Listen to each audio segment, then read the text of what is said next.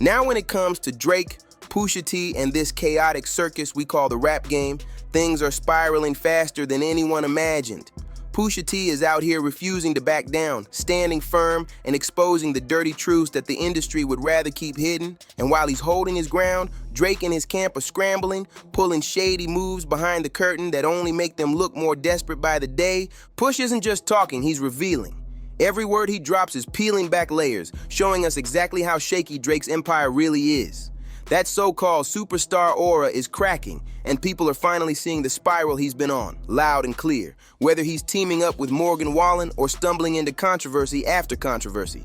The cracks aren't rumors anymore, they're flashing red sirens, and let's be real, while Drake looks like he's trying to dodge accountability, Pusha is showing us what discipline and strategy look like. He's not just releasing songs, he's orchestrating a masterclass rollout for his album. He and his brother Malice are delivering moments that feel monumental, turning their history into legacy with precision. Every verse, every performance, every interview is packed with intention and meaning. Just look at their latest podcast, Sit Down. It wasn't just another casual chat. Push and Malice dropped one of their rawest, most detailed interviews yet, walking fans through the ups and downs of their journey, breaking down the making of this new project, and yes, revisiting those ugly label battles that have haunted Clips since day one.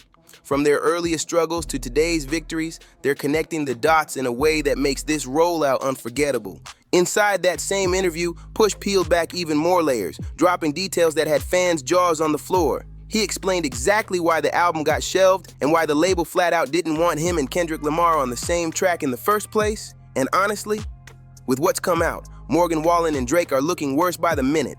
Drake stans are bending themselves into pretzels trying to spin this story, but the truth is ugly and it doesn't make their guy look any better. Here's what Push revealed. Ever since that beef with Drake, every single lyric he penned had to be cleared through Def Jam and the so-called Lyrics Committee. That's right.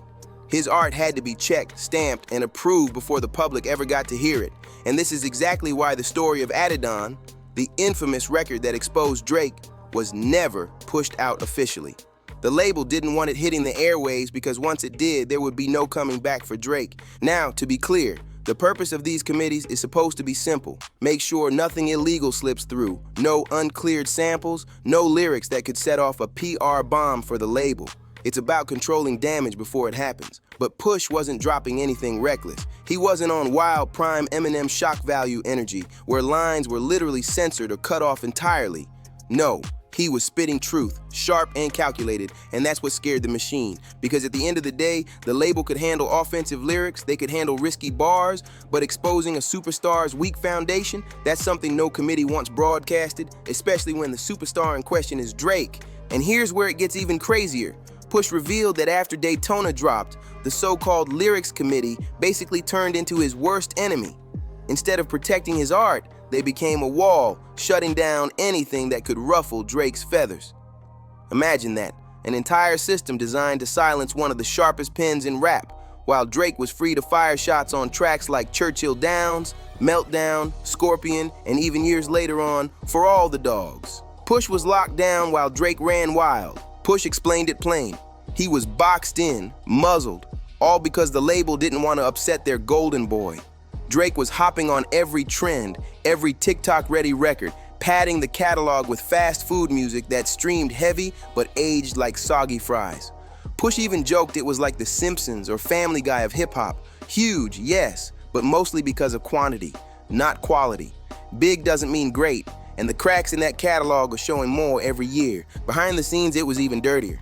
Features got blocked. Tracks that had nothing to do with Drake were still flagged as disses. Whole projects were stalled before they ever saw the light of day. Push revealed this is likely why his rumored collabs with DJ Drama and Madlib never surfaced, even though fans were buzzing about them after It's Almost Dry. The man wasn't being silenced because of what he said. He was being silenced because of who he threatened to expose. And it didn't stop there. Push described how when Clips linked with Kendrick Lamar to craft chains and whips, the project landed right back in front of the same committee. And instead of giving him a straight answer, yes or no, they dragged him through the same game. They weren't rejecting the music for being wild or reckless, they were blocking it because the wrong people might feel the heat. So here's the wild part. When Push asked why the track with Kendrick couldn't drop, the label hit him with the most laughable excuse ever. They claimed it was because of one lyric mentioning the phrase trump card. That's it. They tried to pass that off as the reason, as if one harmless phrase was enough to bury a whole record. But Push made it crystal clear. This wasn't the real reason. This was the front-facing excuse the label handed to him and his team while they worked overtime behind the scenes to protect Drake.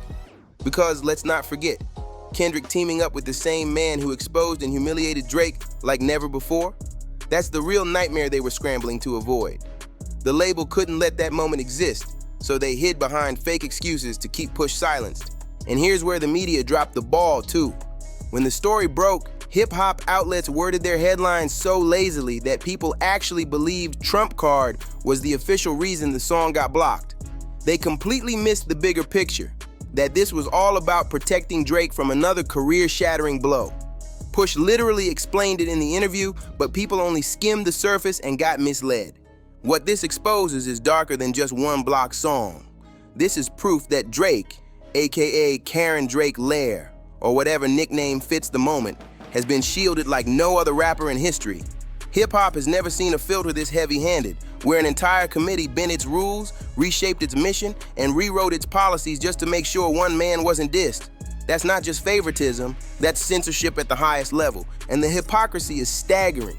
Drake kept throwing jabs at Push in his songs, trying to act tough and keep the public fooled. But behind closed doors, the labels were babying him, setting up whole committees to make sure Push couldn't clap back. It's weak, it's embarrassing, and it shows exactly how fragile Drake's empire really is when faced with someone who won't play by his rules. It's honestly baffling. There was absolutely no real reason to block Push from dropping that track. He's used the same trump card phrase in other contexts without a single issue. So for the label to suddenly act like this one bar was a deal breaker, it was a cover-up, plain and simple. And Push knew it. That's why he explained that this was the breaking point, not just for Clips as a group, but for him as a solo artist too. At this stage, Push wasn't allowed to say anything without the so-called Drake committee stepping in. The system became so suffocating that continuing under that label would have been ridiculous. He had no freedom, no space to actually rap, and for an MC of his caliber, that's the death of creativity. It got to the point where Push had no choice but to walk away. And the exit wasn't cheap.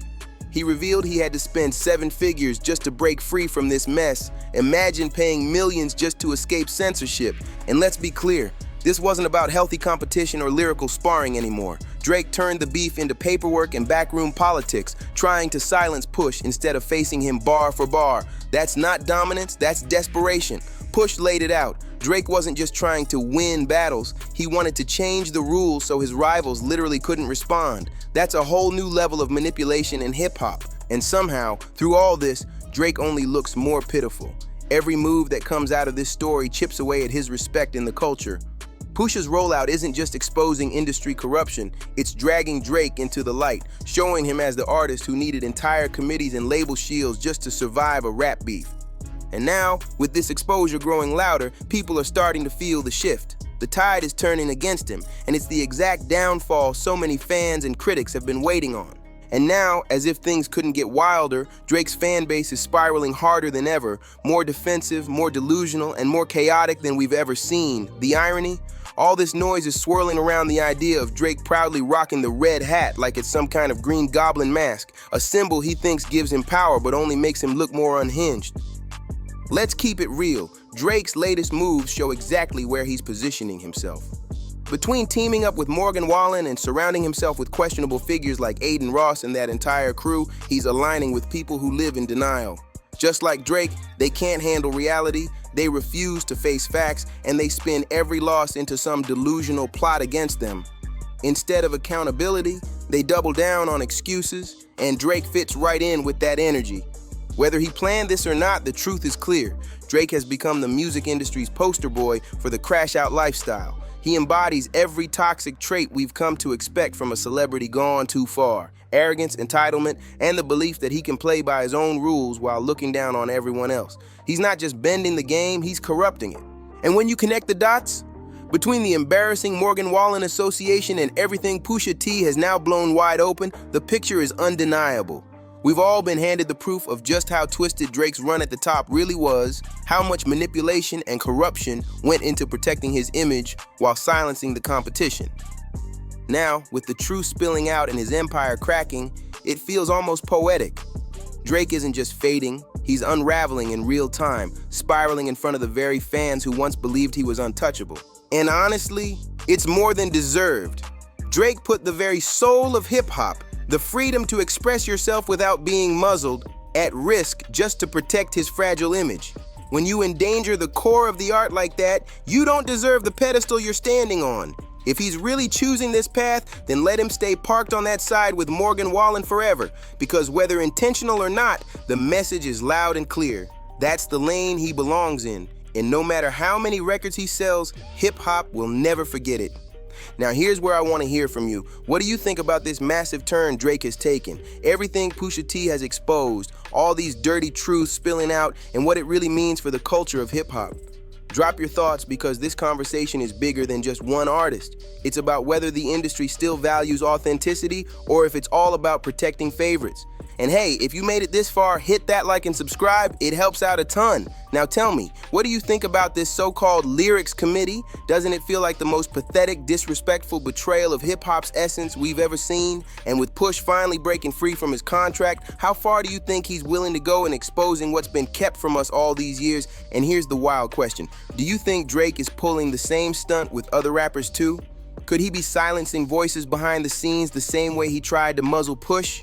Think about someone like ASAP Rocky, who keeps delaying his album again and again. Is that really just laziness? Or could it be that Drake doesn't want to hear what he has to say and is making sure the project never sees the light of day? And if that's the case, if Drake really has been blocking other rappers from dropping their projects, then we're talking about something way bigger than just a beef with Pusha T. We're talking about a pattern of control that could change how we view the last decade of hip-hop. Think about it. How many artists have we seen get momentum, only to suddenly stall out with delays and creative differences or label issues? What if behind the curtain it wasn't bad timing? It was Drake making sure no voices came out that could challenge his spot. This would explain so much. Those mysterious album pushbacks, those sudden disappearances from the spotlight, those artists who seem ready to take over but vanished into limbo. It's not just coincidence when the same machine that silenced Push has its fingerprints on the careers of others. If Drake had that kind of pull with labels, then what we've seen isn't organic success. It's manufactured dominance, bought and guarded with politics instead of bars. And that makes what Push is exposing even more important, because this isn't just about him, it's about the health of the entire culture. Hip-hop was built on competition, on voices clashing, on truth being spit raw without fear. But if a superstar is using committees and contracts to censor the opposition, then it's no longer a fair fight. It's corruption dressed up as success. So let's put it out there. If Push was silenced for years, who else has been? Could ASAP Rocky be one? Could others be stuck in the same trap, waiting for their turn while Drake's can't pull strings? The more you think about it, the scarier it gets, because it means the game hasn't just been rigged, it's been rigged in his favor at the cost of every other artist trying to rise. Now tell me what you think. Drop your thoughts in the comments, and if you made it this far, don't forget to hit like, subscribe, and share this video. It helps a ton, and I can't wait to see where you stand on all this chaos. And here's the real kicker. If you've stuck around to the end, you're about to see something wild. That brand new Kendrick Lamar verse with Pusha T, the one that's got Drake shaking in his boots, has just leaked. This isn't just another record. It's a verse that could flip the music industry upside down and mark the beginning of a whole new chapter in rap history. From the little we've already heard, it's powerful, it's ruthless, and it's exactly what the culture needed. Check out the suggested video and see for yourself how this fire is about to change everything.